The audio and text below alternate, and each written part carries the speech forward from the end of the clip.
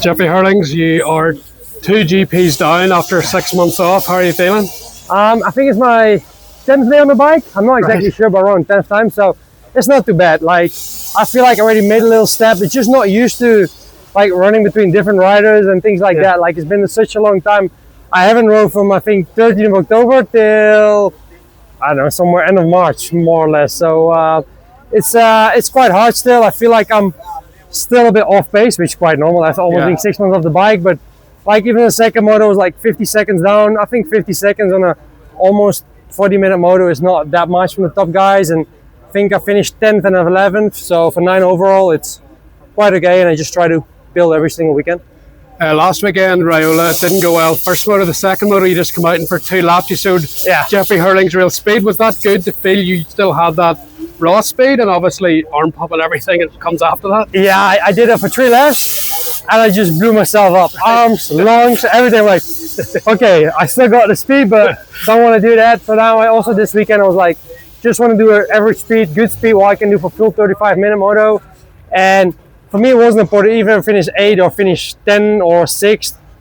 Anything outside the podium wouldn't really matter. So, and I'm not capable of running a podium yet. So I just took it as a good practice, had a good weekend of racing. And like I said, 10th, 11th for P9 overall, good enough for 3rd week back on the bike. You aren't used to battling mid-pack like that? Yeah. It seems really intense. Those guys aren't going slow either. Is it different for you to adjust to that, just riders everywhere? Well, obviously this weekend there were like, I think almost 50 riders for practice. So for both races were like 40. And well, mid-pack, I was riding around 10th place. So I'm still like, you know, quite far in the front, not all the way in the front, but it's different, you know, battling different guys. With guys like like Calvin and Ben Watson and Jan Panka, all those guys are quite fast as well. Like, they're not super slow either. So even to fight with them, I had to be, do my best. And you had some good battles with Crowley that first moto. Was that fun or was that stressful? No, that was so much fun. I felt like 2017, 2018 all over again. Just instead of being 20 and 30 in the race, today was 30 and 40. So, and we're not fighting for P1, we're fighting for P10 probably. So it was, but it was fun. I really enjoyed. I always enjoyed battling Tony, and I have so much respect for the guy. For me, he's been maybe the best ever in Motocross World Championship. Was there any thoughts of doing the full AMS season? Did you think that, or any options of doing any rounds, considering you're not a championship guy this year? Well, I think, you know, if Chase would have got hurt, maybe KTM would have sent me there. Okay. But with Chase being completely healthy, luckily he's healthy and he's you know, trying to fight for a championship at Supercross. I mean, he's faster than I am right now, so why would they don't need me there? Yeah. And also even here, I'm not racing for any championship anymore, but I'm just trying to be in the second part of the season, trying to fight for podiums and work from there. And how was the rehab from the knee? I believe you didn't even crash when you did it. No, I didn't. When Jet done his, he said it was like incredible pain. Did you feel that pain too? How did you finish that moto? It happened with 1 lap to go, and I just landed and my feet came off the footpack and just twitched in the dirt. And I would have done that like probably 1,000 times in my life and never there was anything. And I just felt like a massive pop, and I was like, damn, I just messed up my knee.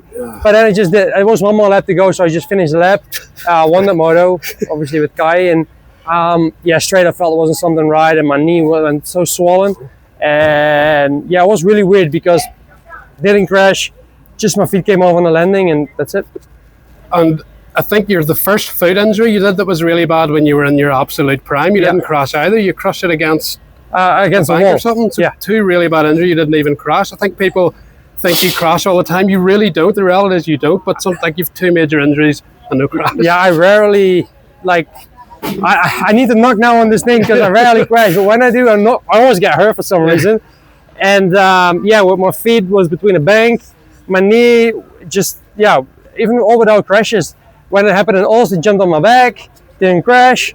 I had plenty of injuries just without crashing. So I think I'm built quite fragile, like a piece of glass. Word on Haiden Deegan. Yeah. If you were 18 and you were racing Haiden Deegan, do you think it would be must-see TV? Because his mindset and your mindset back then would have been pretty incredible battles. Yeah, I had the same attitude when I was 18. Like, I didn't care about anything. And he's the same, and he was winning. I mean, I have a lot of respect for him. I watch his vlogs. I rarely watch any vlogs, but But the Danger Boy ones I really like, and they're also very professional. So I always like it, and I'm a massive fan of him. I think he's not like super talented as Jet Lawrence. Don't get me wrong, he's super talented still, but not like, you know, Jet. But he works so hard, and he is like so mentally strong. So him being talented, super strong mentally, and fast, and have so much desire to win. Yeah, I think that's why he's that good. How long after the injury did it take you for your mind? I presume you were going to come in hot into this year. Yeah. Based on last season. Yeah. But then the injury, how long did that take to go, oh my goodness, not again, it's another season where you can't be I didn't know it was gonna take that long. Obviously, I felt like, you know, I was gonna be back in time.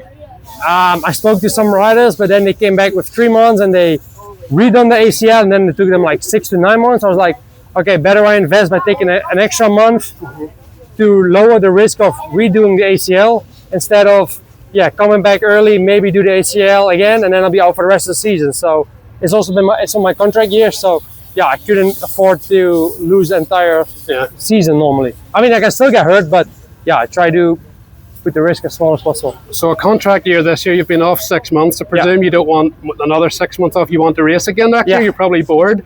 The plan is to race at least one more year, and I guess all options are open at this point. Yes, I still want to race in 2026. I mean, right now my value isn't that high by finishing P10, but the people in the industry know when you've been out for 6 months. I mean, also when Geisel did his femur, when he came back at Lockheed and Lommel, he was also struggling. It's normal, you know, and it just requires time. It also took him like plenty of races before he got back winning, and I think it will be the same with me.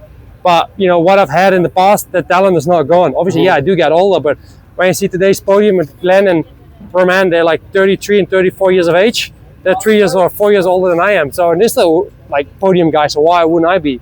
So, no, I really want to race next year. Obviously, you know, and I've been always on a good contracts, I think, and I still want to do it for a good contract. I don't want to go to a B team on a very low salary. Then I don't want to take that risk anymore. But I feel like, I can still show a lot this year at some point, and then I hope to, get some good ride and a good contract somewhere.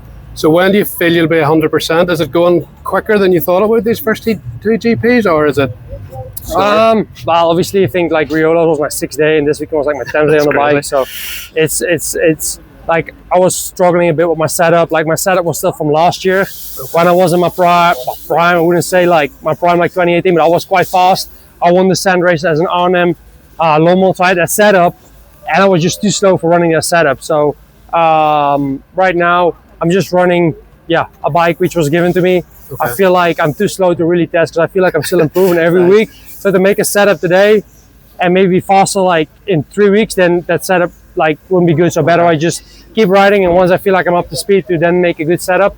But I think KTM has done a great job. I feel like they really improved throughout the winter, and even though they had a rough time, I'm so impressed like how much they improved the bike. So I'm quite happy with that, and the complete team has been behind me throughout my injury time and also back right now. So I can't thank the team enough for the good work what they're doing. Good job, and nice to see you back on track. Thank you.